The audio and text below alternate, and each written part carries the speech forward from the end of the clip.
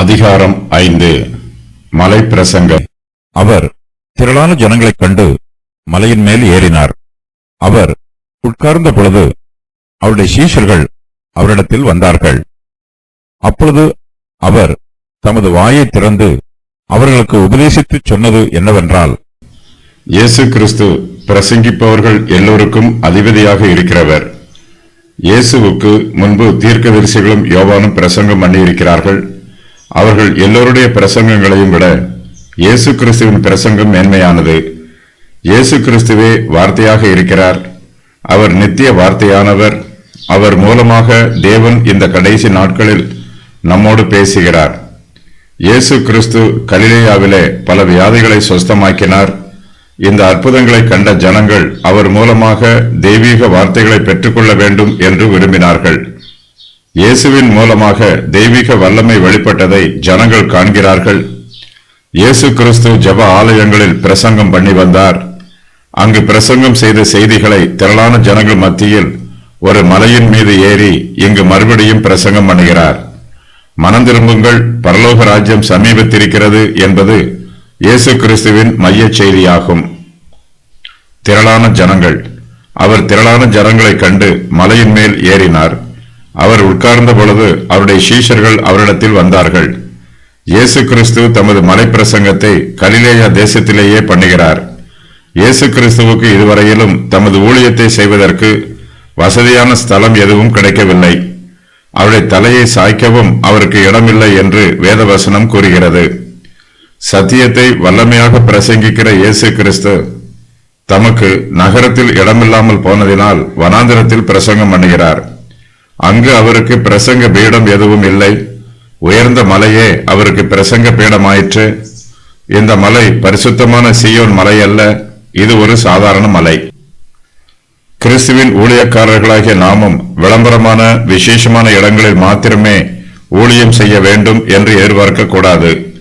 எல்லா இடங்களிலும் நாம் ஜெபித்து தேவனுடைய வார்த்தையை பிரசங்கம் பண்ண வேண்டும் என்பதே தேவனுடைய சித்தம். நாம் பிரசங்கிக்கும் இடம் கண்ணியமுள்ளதாக இருக்க வேண்டும். சீயோன் மலையை போன்ற சிறப்பான இடங்களில் மாத்திரமே பிரசங்கம் பண்ண வேண்டும் என்று பேராசையோடு இருக்கக்கூடாது. இயேசு கிறிஸ்து மலையின் மீது ஏறி நியாயப்பிரமாணத்தை வியாக்கியானம் பண்ணுகிறார். நியாயப்பிரமாணத்தை பற்றி பேசுவதற்கு இந்த மலை தகுந்த ஸ்தலமாகும். ஏனெனில் தேவன் மோசேக்கு 10 கற்பனைகளை மலையில்தான் கொடுத்தார். தேவன் நியாயப்பிரமாணத்தை கொடுத்த சம்பவத்திற்கும் இயேசு கிறிஸ்து இந்த பிரமாணங்களை விவரித்து கூறும் சம்பவங்களுக்கும் சில வித்தியாசங்கள் உள்ளன. 10 கற்பனைகளை கொடுப்பதற்காக தேவன் சீனாய் மலைக்கு இறங்கி வந்தார். இங்கு கற்பனைகளை வியாக்கியானம் பண்ணுவதற்காக இயேசு கிறிஸ்து மலையின் மீது ஏறி போகிறார். தேவன் 10 கற்பனைகளை மோசேக்கு கொடுத்த போது அங்கு இடி மின்னல் உண்டாயிற்று. ஆனால் இயேசு கிறிஸ்துவோ தமது மென்மையான சப்தத்தினால் கிருபையுள்ள வார்த்தைகளினால் பேசுகிறார். தேவனுடைய பிரசன்னம் சீனாய் மலையில் வெளிப்பட்ட போது அந்த மலைக்கு அருகில் வரக்கூடாது என்று ஜனங்கள் தடை பண்ணப்பட்டார்கள். ஆனால் இயேசு கிறிஸ்துவோ தம்மிடத்தில் வருமாறு ஜனங்களை அன்போடு அழைக்கிறார். இயேசு கிறிஸ்துவின் பிரசங்கத்தை அவருடைய சீஷர்கள் மிகுந்த கவனத்தோடு கேட்டுக்கொண்டிருக்கிறார்கள். இயேசுவின் மீதுள்ள அன்பினாலும் அவர் கூறும் சத்தியங்களை கற்றுக்கொள்ள வேண்டும் என்னும் ஆவலினாலும் சீஷர்கள் அவருக்கு அருகில் ஆவலோடு அவருடைய பிரசங்கத்தை கேட்டுக்கொண்டிருக்கிறார்கள். சீஷர்களை தவிர அங்கு மேலும் திரளான ஜனங்கள் இருக்கிறார்கள். அவர்களோ ஆச்சரியத்தோடு அங்கு ஏதாவது அற்புதம் நடைபெறும் என்று எதிர்பார்ப்போடும் காத்து கொண்டிருக்கிறார்கள். இயேசு கிறிஸ்துவின் சீஷர்களுக்கும் அங்கு கூடியிருந்த மற்ற திரளான ஜனங்களுக்கும் அவருடைய மனப்பாங்குகளில் அதிக வித்தியாசம் உள்ளது. இயேசு கிறிஸ்து தமது சீஷர்களுக்கு உபதேசம் பண்ணுகிறார். அவர்களும் இயேசுவின் உபதேசத்தினால் உபதேசிக்கப்படுவதற்கு ஆயத்தமாக இருக்கிறார்கள். இயேசு கிறிஸ்துவின் பிரசங்க செய்தியை சீஷர்கள் புரிந்து கொள்கிறார்கள். பிற்காலத்தில் இந்த சீஷர்கள் மற்றவர்களுக்கு இயேசு கிறிஸ்துவின் சுவிசேஷ செய்தியை பிரசங்கிக்க வேண்டியவர்கள். இயேசு தமது பிரசங்கத்தை சீஷர்களுக்கு விசேஷமாக கூறினாலும் அந்த செய்தியை அங்கு கூடியிருந்த திரளான ஜனங்களும் கேட்டுக்கொண்டிருக்கிறார்கள். இயேசு பிரசங்கம் பண்ணுகிற இந்த மலைப்பகுதியில் சீஷர்களையும் திரளான ஜனங்களையும் பிரிப்பதற்காக வேலி எதுவும் அமைக்கப்படவில்லை. இயேசு கிறிஸ்து எல்லோரையும் தம்மிடம் அழைக்கிறார். தம்மிடத்தில் வருகிற யாரையும் அவர் புறம்பே தள்ளுவதில்லை. இயேசு தமது சீஷர்களுக்கு விசேஷமாக பிரசங்கித்தாலும் தமது செய்தியை அங்கு கூடியிருந்த திரளான ஜனங்களுக்கும் உபதேசம் பண்ணுகிறார். சுவிசேஷ ஊழியத்தை செய்கிற நாமும் எல்லோருக்கும் பிரசங்கம் பண்ண வேண்டும் என்று சித்தம் உள்ளவர்களாக இருக்க வேண்டும். திரளான மீன்கள் இருக்கும் இடத்தில் வலைகளை போடும்போது ஒரு சில மீன்களை பிடித்துக் கொள்ளலாம் என்னும் நம்பிக்கை நமக்குள் ஏற்படும்.